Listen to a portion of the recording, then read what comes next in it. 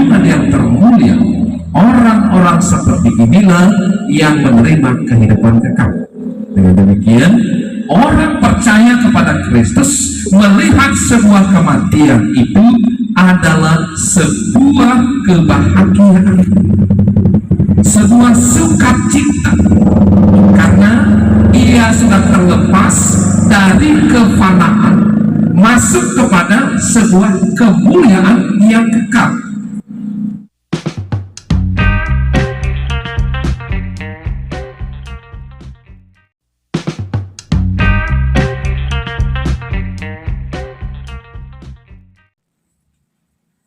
Kita membuka kitab Wahyu pasal 14. Kita akan baca dari ayat 6 sampai dengan ayat yang ke-13. Wahyu pasal 14. Wahyu 14 ayat 6 sampai dengan ayatnya yang ke-13. Saya akan membacakan firman ini. Firman Tuhan berkata demikian. Dan aku melihat seorang malaikat lain terbang di tengah-tengah langit, dan padanya ada Injil yang kekal untuk diberitakannya kepada mereka yang diam di atas bumi, dan kepada semua bangsa dan suku dan bahasa dan kaum. Dan ia berseru dengan suara nyaring, takutlah akan Allah dan muliakanlah Dia, karena telah tiba saat penghakimannya. Dan sembahlah Dia yang telah menjadikan langit dan bumi dan laut dan semua mata air. Dan seorang malaikat lain, malaikat kedua, menyusul Dia dan berkata, sudah rubuh Babel, kota besar itu, yang telah membukakan segala bangsa dengan anggur hawa nafsu cabulnya. Dan seorang malaikat lain, malaikat ketiga, menyusul mereka dan berkata dengan suara nyaring, jikalau seorang menyembah binatang dan patungnya itu, dan menerima tanda pada dahinya atau pada tangannya, maka ia akan minum dari anggur murka Allah yang disediakan tanpa campuran dalam cawan murkanya, dan ia akan disiksa dengan api dan belerang di depan mata malaikat-malaikat kudus dan di depan mata anak domba. Maka asap api menyiksa mereka itu naik ke atas sampai selama-lamanya, dan siang malam mereka tidak henti-hentinya disiksa, yaitu mereka yang menyembah binatang serta patungnya itu, dan barang siapa yang telah menerima tanda namanya. Yang penting di sini ialah ketekunan orang-orang kudus yang menuruti perintah Allah dan iman kepada Yesus. Dan aku mendengar suara dari surga berkata, tuliskan, berbahagialah orang-orang mati yang mati dalam Tuhan sejak sekarang ini. Sungguh kata Roh, supaya mereka boleh beristirahat dari jerih lelah mereka, karena segala perbuatan mereka menyertai mereka. Demikian pembacaan firman Tuhan yang Tuhan perdengarkan kita di tengah-tengah suasana duka cita yang tengah keluarga dan kita hadapi selaku gereja Tuhan di sini.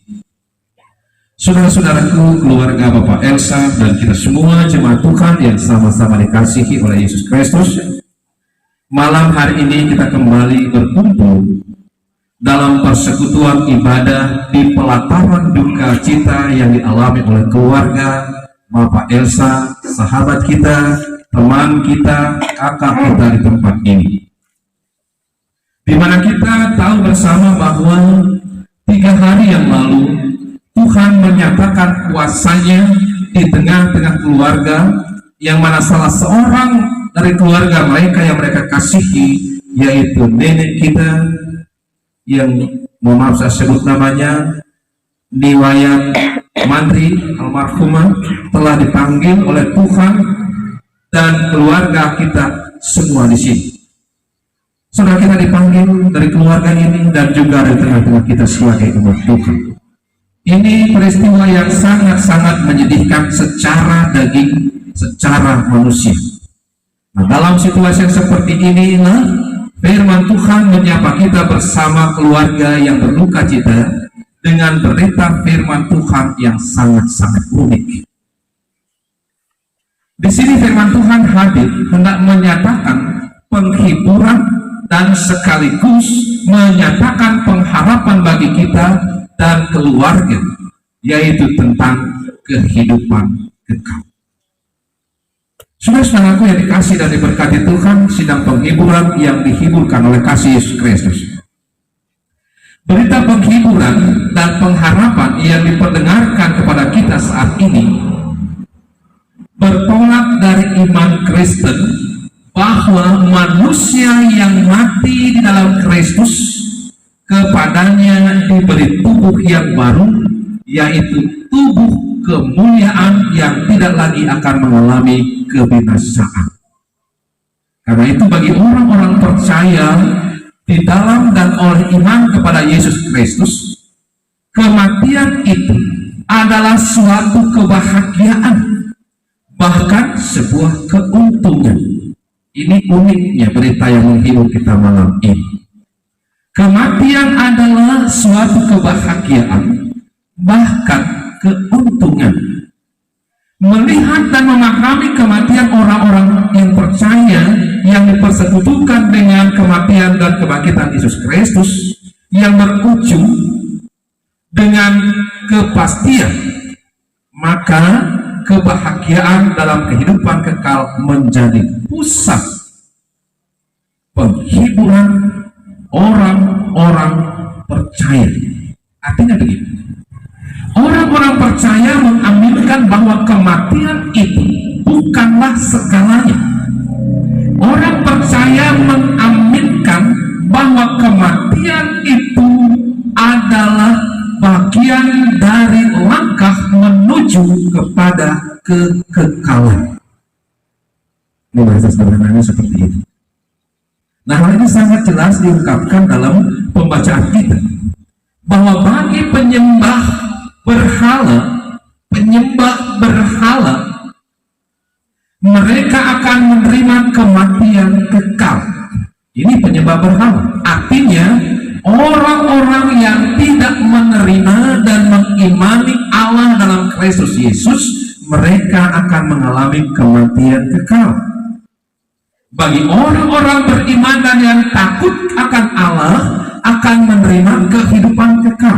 Yang menerima, mengaminkan dan takut kepada Allah. Takut berarti menghormati Allah, menjunjung tinggi Allah sebagai junjungan yang termulia. Orang-orang seperti inilah yang menerima kehidupan kekal.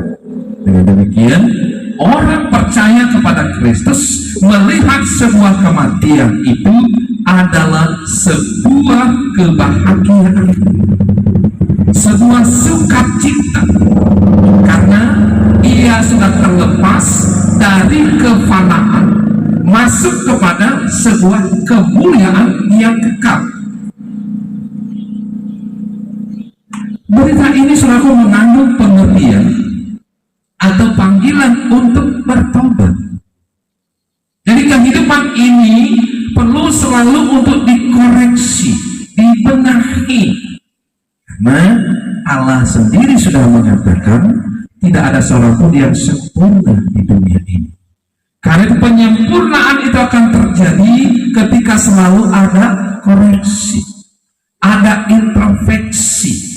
Saya mengakui di hadapan saudara-saudara bahwa saya di antara kita mungkin saya ini orang yang paling berdosa, orang yang paling tidak layak di hadapan Tuhan. Tapi Tuhan memberi kesempatan, Tuhan memberi jalan, Tuhan memberi peluang untuk saya intro dalam hidup. Apa yang tidak baik, singkirkan. Apa yang baik di mata Tuhan, lanjutkan. Karena itulah yang akan menghantar orang-orang percaya untuk hidup dalam kekekalannya. besar. Berita ini mengandung pengertian panggilan untuk bertobat. Jadi pertobatan itulah yang Tuhan nantikan bagi setiap umatnya. Dan karena itulah eklesia di gereja tadi adalah kita semua yang telah dibaharui, yang telah ditebus, dipakai oleh Tuhan Allah untuk menjadi saluran berkat bagi banyak orang yang dipimpin oleh Kristus Tuhan. Eklesia yang dikepalai oleh Kristus, kita semua eklesia.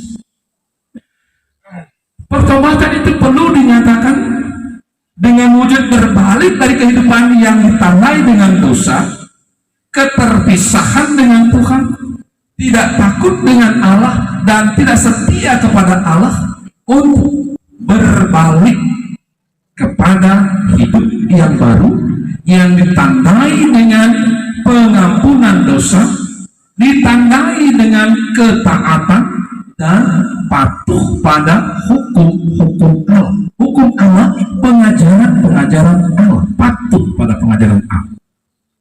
Persekutuan yang dibaharui oleh Allah adalah persekutuan yang bertumbuh mengalami pertumbuhan yang dibaharui oleh Allah di dalam kasih Yesus Kristus. Karena itu dengan tegas Yohanes menyatakan dengan tegas, berbahagialah orang-orang yang mati dalam Tuhan sejak sekarang ini. Saudara-saudaraku yang dikasihi dan diberkati Tuhan, ketekunan orang-orang percaya dalam penyerahan diri dan ibadahnya kepada Tuhan akan dapat melihat penderitaan yang dialami di dalam Kristus. Dia akan melihat itu dan mengetahui bahwa mereka akan beristirahat bersama-sama dengan Tuhan Yesus, karena segala perbuatan mereka menyertai mereka. Artinya, orang yang selalu bertekun pada peribadatannya, mengetahui kehendak Tuhan Allah dan ia lakukan, ia dapat melihat kehidupan bersama-sama dengan Tuhan. Semua perbuatan baik inilah yang membawa dia mendekat kepada Allah, dan semua perbuatan menyertai kehidupannya. Di dalamnya hadir sukacita surgawi itu. Saudara-saudaraku, sidang penghiburan yang dikasih Tuhan, penghiburan dan pengharapan orang-orang percaya dalam menghadapi kematian adalah pengharapan yang berpusat pada Allah di dalam Yesus Kristus yang telah mati dan hidup kembali. Pengharapannya ada di situ. Hal ini nampak dari keyakinan akan kebangkitan dari antara orang mati di dalam Yesus Kristus untuk memperoleh kasih dan kemurahan Allah, dan bukan kebinasaan yang selama-lamanya atau kebinasaan yang kekal. Saya yakin keluarga yang berduka dan kita semua yang berkumpul sampai hari ini, roh penghibur dari Allah telah membangkitkan keyakinan betapa bahagianya orang yang mati dalam Tuhan. Roh ini, saya percaya roh ini telah membangkitkan keyakinan bagi kita semua bahwa bahagia orang mati dalam Kristus Yesus ini. Semoga saudara-saudaraku, keyakinan itu menolong keluarga, menolong kita semua untuk tidak tenggelam di dalam suasana duka cita dengan berlarut-larut, tapi bangkit dari situ dengan mengamalkan iman yang murni di hadapan Tuhan. Mari saudaraku, kita terus teguhkan iman kita berjuang bersama-sama dengan Roh Kristus, kita terus bersandar hanya kepadanya, karena kematian orang dalam Kristus adalah sebuah sukacita. Bersukacita bersama-sama dengan Allah dalam Kristus Yesus Tuhan, sebagaimana yang Ia janjikan. Terpujilah Kristus, Tuhan penghiburan yang sejati. Amin. yang turun memberkati saudara-saudara dan memberikan keselamatan yang kekal abadi. Kristus Yesus Tuhan, Sang Juru Selamat, pengharapan iman. Hari ini sampai Ia datang untuk kedua kali. Amin.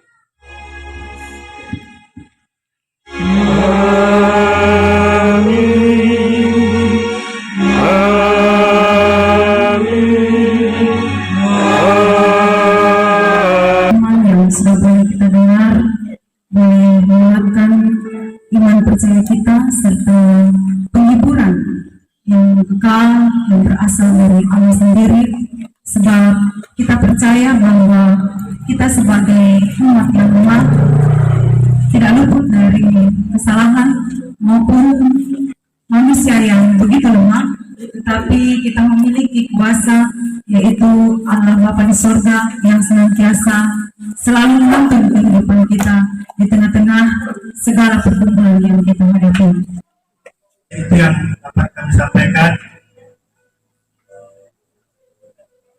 Kurang lebihnya saya mohon maaf yang sebesar-besarnya. Jadi terima kasih atas segala kebaikan Bapak Ibu sekalian. Saya kembalikan kepada Even when you feel low, you can still go. Even when you feel slow, you can still go. Even when you feel low, you can still go. Even when you